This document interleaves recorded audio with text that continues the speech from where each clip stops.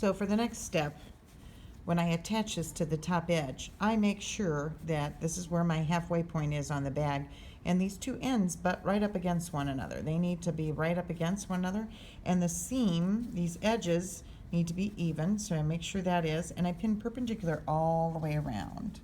The other way, over here on this other side, I should have my halfway point. It's really where my crease was because I cut this out on the fold. So there's going to be a crease or a mark here. That is my halfway point, and there's my other halfway because we know it's the seam.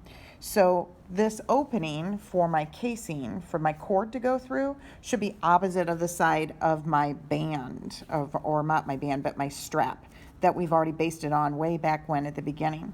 So I'm going to stitch all the way around there on 4/8. I'm going to stitch normal stitch, okay, regular stitch, and I'm going to be on, 4/8 right there. I'm going to lower my presser foot when I have a free hand, and then I'm going to stitch all the way around.